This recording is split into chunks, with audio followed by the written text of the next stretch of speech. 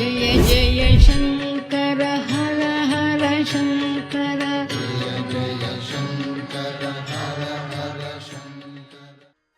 ஆன்மீக அன்பர்களே, தரிசனம் டிஜிட்டல் நண்பர்களே,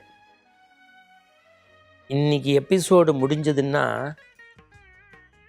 சில பேர் அப்படிம்பிங்க, சில பேர் அப்படிம்பிங்க, சில பேர் இப்படியா அப்படிம்பிங்க. பயப்பட வேண்டாம்.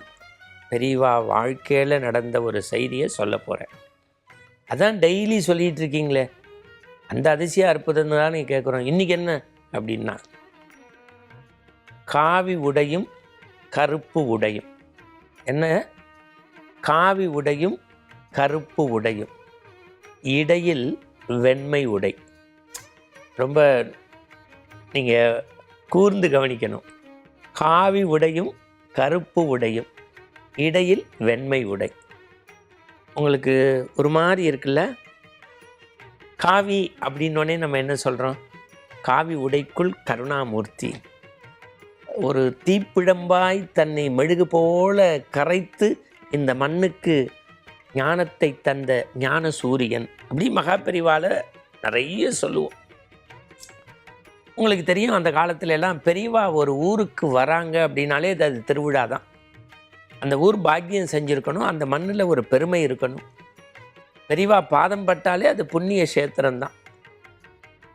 சென்னையில், தமிழ்நாட்டினுடைய தலைநகர் சென்னையில் உங்களுக்கு தெரியும், இந்து பத்திரிகையினுடைய இணையற்ற மனிதர்களில் ஒருவர் கஸ்தூரிரங்கன். கல்கி பத்திரிகை உங்களுக்கு தெரியும், பெரிய ஒரு புகழ் வாய்ந்த பத்திரிகை. கல்கி சதாசிவம்னு இருந்தார். அதே மாதிரி அந்த காலத்தில் தரமான செய்திகளை சொன்ன சுதேசமித்திரன். சுதேசமித்திரனில் சீனிவாசன் சார். இந்து பத்திரிகையினுடைய கஸ்தூரிரங்கன், கல்கியினுடைய சதாசிவம், சுதேசமித்திரனுடைய சீனிவாசன், இவங்கெல்லாம் பெரியவா மேலே பெரிய ஈடுபாடு கொண்டவங்க. கஸ்தூரிரங்கன் சார் போய் பெரியவாள்கிட்ட சொல்கிறாங்க, பெரியவா, நீங்கள் சென்னை விஜயம் செய்து ரொம்ப நாளாச்சு, நல்லா தெரிஞ்சுக்கோங்க. பெரியவா கன்னியாகுமரி போனாலும் காசிக்கு போனாலும் நடந்தே. அப்போ காஞ்சிலேருந்து காசிக்கு போக எவ்வளோ நாள் ஆகும்? 1 வருஷம் ஆகும். வருஷக்கணக்காக நடந்து போவார். அப்போ போகிற வழியெல்லாம் தங்கி எத்தனை ஊர்களுக்கு புண்ணியம். கன்னியாகுமரிக்கு போகிறதுனாலும் சாதாரணமாக இல்லை, நடந்து தான்.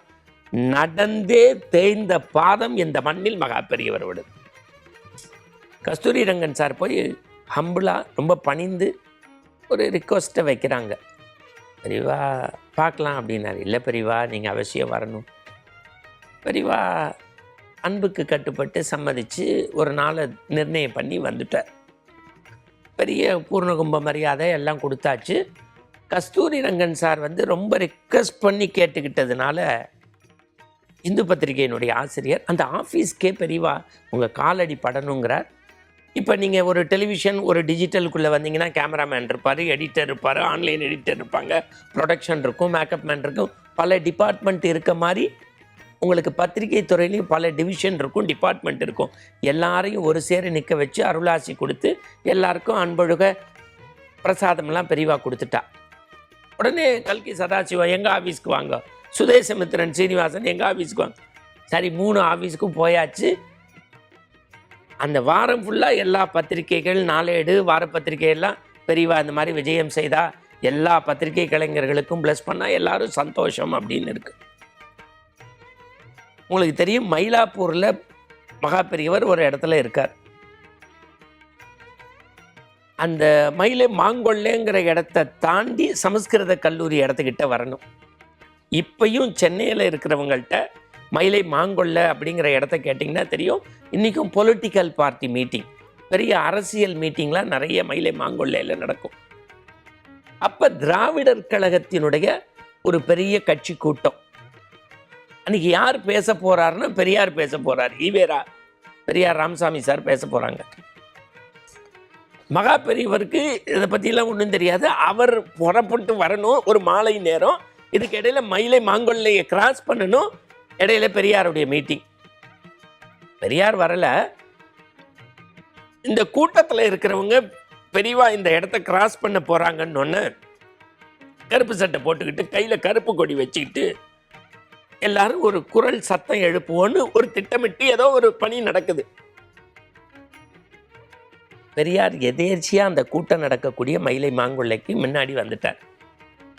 என்ன சின்ன சலசலப்புங்கிறார். இவங்கெல்லாம் சொல்லிட்டாங்க. அடுத்த வார்த்தை பெரியார் சொன்னது, அடுத்த வார்த்தை இது ஏதோ என்னுடைய பதிவு இல்லை, இதுக்கு சான்று இருக்கு, ஆதாரம் இருக்கு. பெரியார் சொன்னது, அவர் போகிற வரைக்கும் யாரும் எந்த சலசலப்பும் கூடாது, கூட்டமும் அவர் போய் கொஞ்சம் 10 நிமிஷம் கழித்து தான் ஆரம்பித்து நான் பேசுவேன், அது வரைக்கும் அவங்கவுங்க வேலையை பாருங்கன்ட்டாங்க. இது எதுவுமே தெரியாது, எல்லாம் பெரியவா கிராஸ் பண்ணி சமஸ்கிருத காலேஜுக்கு போனோன்னு சில பேர் சொன்னாரா. அவராட்சி காமாட்சி ஆச்சு, அவராட்சி காமாட்சி ஆச்சு, அவராட்சி காமாட்சி ஆச்சு அப்படின்னு 2 தடவை சிரிச்சுட்டே சொல்லிட்டு உள்ளே போயிட்டாராம். அதாவது சில பெரிய மனிதர்களினுடைய பண்புக்குரிய விஷயங்களை நாம் சில சமயம் இந்த சமூகத்திற்கு படம் பிடித்து காட்ட தவறிவிடுகின்றோம். இந்த கருப்பு சட்டை காவி சட்டைக்கு கொடுத்த கண்ணியத்தை இன்றைக்கு தரிசனம் டிஜிட்டலில் பதிவு செய்திருக்கிறேன். இதை நீங்கள் பார்க்க வேண்டும், பலருக்கு பரப்ப வேண்டும்.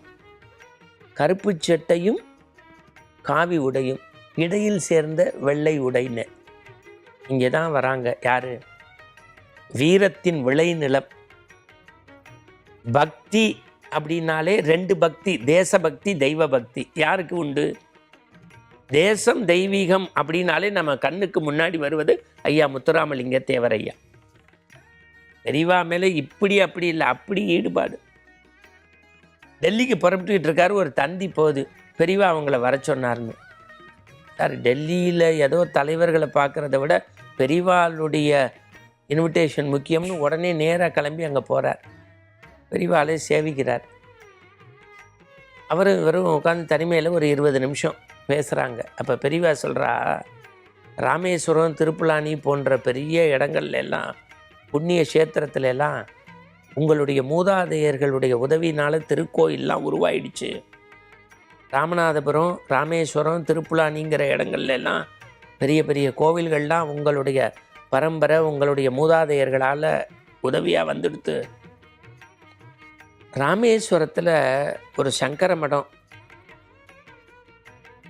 அந்த கட்டிடத்துக்கு ஒரு செங்கக்கல்லை உன் கையால் எடுத்து கொடு, அந்த கட்டிடத்திற்கு உன் கையால் ஒரு செங்கக்கல்லை எடுத்து கொடு அப்படின்னு தேதியை சொல்லி பெரியவா அமுச்சுட்டா.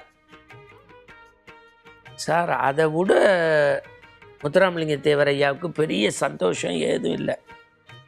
அப்படி புறப்படுறதுக்கு தயாராகும்போது ஒரு வார்த்தை சொன்னாராம். ரொம்ப பளிச்சுன்னு எரியிற பல்பு அணைய போகிறதோ அப்படின்னாராம். அப்படி தேவரையா ஒரு நிமிஷம் நின்று, ஆமாம், நான் விரைவில் இறைவனோட 2 கலக்க போகிறேன் அப்படின்னாங்களாம். இது வரைக்கும் இந்த மண்ணுலகத்துக்கு தெரியாத செய்தி. பெரியவா சொன்ன வார்த்தை, பளிச்சுன்னு எரியிற பல்பு அணைய போதோ. தேவரையா சொல்லியிருக்காரு, ஆமாம், நான் விரைவில் இறைவனோட கலக்க போகிறேன். சார், அந்த ராமேஸ்வர சங்கர மடத்துக்கு செங்கல் எடுத்து கொடுக்குறார், பெரியவாவை வணங்குறார். பெரியவா சொன்னாராம், ஒரு பசு மாட்டை வாங்கி, கோதானம் வாங்கி ஒரு நல்ல அந்தனருக்கு தானம் பண்ணிடுன்னாராம். பண்ணிவிட்டு அடுத்த 3 நாளில் இறைவனடி சேர்ந்துட்டார் ஐயா முத்துராமலிங்க தேவர். அப்போ அவருடைய மனத்தில் இருக்கக்கூடிய பல நல்லெண்ண செயல்களை மகா பெரியவர் அறிந்ததனால், தெரிந்ததனால், புரிந்ததனால் தன் அருகில் அழைத்து அவருக்கு புண்ணிய பூமியின் வழியை காட்டியிருக்கிறார். தந்தை பெரியார் பகுத்தறிவு சிந்தனைவாதி என்றாலும் இந்த மண்ணில் பரம்பொருளாக விளங்கிய மகா பெரியவரின் நடைப்பயணத்தில் எந்த குண்டூசி சத்தம் அளவும் இடையூறு நினைக்கக்கூடாது என்று நினைத்தவரும் உண்மையிலேயே வணக்கத்திற்குரியவர் என்று நமக்கு எண்ணத் தோன்றுகிறது. இப்படி பல மனிதர்களுடைய இதயத்தில் அதிசயங்களை, அற்புதங்களை நிகழ்த்திய பெரியவா உண்மையில் பெரியவா. மீண்டும் நாளை சந்திப்போம். வணக்கம். शङ्कर हर हर शङ्कर